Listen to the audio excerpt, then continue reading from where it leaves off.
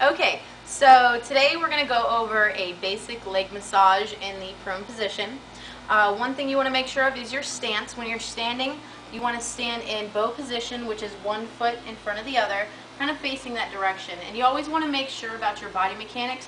When your hands move forward, you want to make sure your knee moves forward. A lot of students have trouble with blocking out their knees, so they start bending their lower back. So when you move forward, you want to keep your butt down and move that knee instead. You don't want to go halfway and then start bending forward because you're going to have a lot of back problems later. So you always want to start off with compressions. I normally start off at the glutes as a compression. You just want to go around with a loose fist. And you want to go all the way around the glutes out to the femur through here.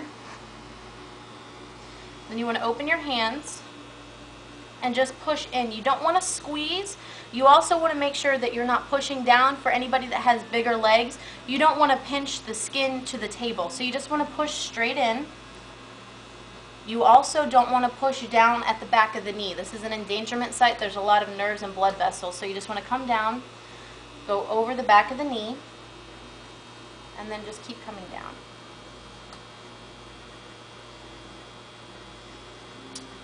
Now first you want to uncover the lower leg and then move it towards you. You want to grab right underneath the knee and then by the ankle, and you just want to move it towards you because you don't want to be reaching across the table when you're doing massage. And then you'll be able to undrape the rest of the leg. So you just want to fold it back this way and you want to tuck it at the opposite leg and then at the hip. And this exposes everything. When you do massage, you just want to make sure that you go up as high as the head of the femur. You don't want to cut it short. So you want to come all the way up to the top. And you also want to make sure to keep constant contact with your client as well. So here I'm applying lotion, but I have my arm rested on her heel so she knows I didn't go anywhere. Now the first move you want to do is going to be an effleurage all the way up the leg to apply the lotion or lubricant. You want to start with your fingertips up, and then once you get past the knee, go ahead and put your fingertips down. That way that includes lotion on all the leg, and then just nice and easy on the way down. When you do massage on the legs, you always want to make sure you do the harder strokes towards the heart or centripetally in the order of venous blood flow. Nice and easy on the way back. If you look at the body mechanics, you just want to slowly bend your knee forward as you move all the way up so you don't bend your back. Now there's two ways to do the back of the leg. You can either do it in sections or all at once. So first I'll show in sections. First move I do is kind of like a choking movement of the calf. Nice and easy, not a lot of pressure. Just want to warm up the tissues first. And nice and easy on the way back down. And do it again. Then we're going to switch to petrissage. So you just slide back. This is an alternating one-handed petrissage. The body mechanics, when you do this, you're going to be moving back and forth. You don't want to be moving your hips back and forth. You want to move back and forth with your knees. Alright, so you're going to start lower and you're slowly going to work your way up the leg. Again, with the deeper strokes going towards the heart, and then slide back down. If someone has a bigger calf, you want to cut it into sections. So you would do the inside first,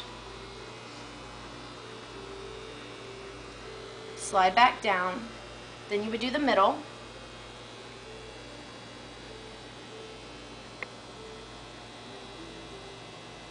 and slide back down, and then you would do the outside. When you do the outside, you want to make sure to bend your knees a little more.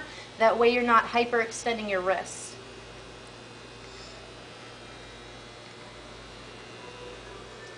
Now after this, you're going to slide back down and we're going to do a little bit of stripping motion. You want to use your thumbs with this. You want to make sure your thumbs are in line with your wrist.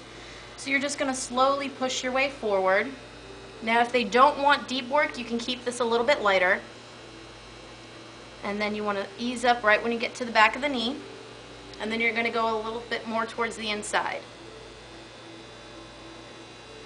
Now if you find any knots in this time, you can stop and kind of work on them a little bit of circular friction.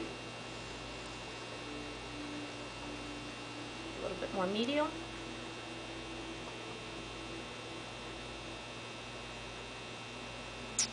And then one more on the inside. Now if this hurts your thumbs, you can also do it with the heel of your hand. When you do the heel of your hand, you want to use the heel as a guide. Okay? You can push the ankle towards the inside and do the outside of the leg.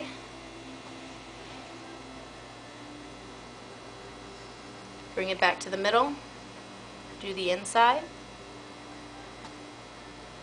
And then when you do the complete inside, you want to switch hands because it's hard to do it this way, so you would just switch hands and do the inside.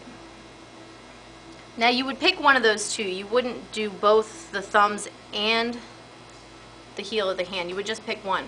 Now if they want a lot of deep work, you can always go deeper with your arms. So just like with the heel of the hand, you're going to want to move the leg around according to where you want to go. And you want to use this general area of your forearm. So you just want to lean into it. Is that pressure okay? A little lighter? You definitely want to check the pressure when you're doing the deep work because the legs are going to be more sensitive than the back. And then to do the inside, you would just put your elbow on the inside and work on the inside of that. Alright, now to finish out the stroke, you would do something I call the drain, which is just pushing any waste material that you pushed out of those muscles towards the heart. Always towards the heart. And then you would do a nice little effleurage stroke going up into the thigh. This transitions us into the upper part of the leg. And you always want to follow the sheet. If you want to fold this back more, you're more than welcome to.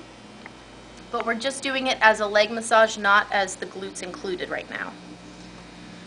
Alright, so the first thing you want to do is you want to warm the tissue up just like we did with the calf.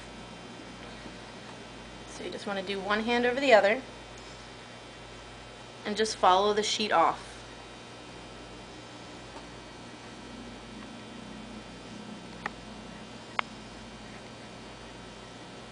Now if you have a bigger client where their legs touch together, you do not want to go up into that area. You would just stay off to the side because that might make them feel uncomfortable. So you just want to stay where their legs are not touching.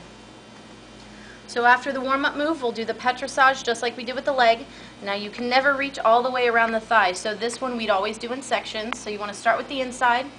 You want to take it a little bit easier on the inside because a lot of people are a little more sensitive. Make sure you maintain your body mechanics. And then you'll come to the inside and then you can put your thumbs down. You just want to slowly work your way up. And then come down again. You want to bend your knees a little more so as not to hyperextend your wrist. Make sure you're going back and forth.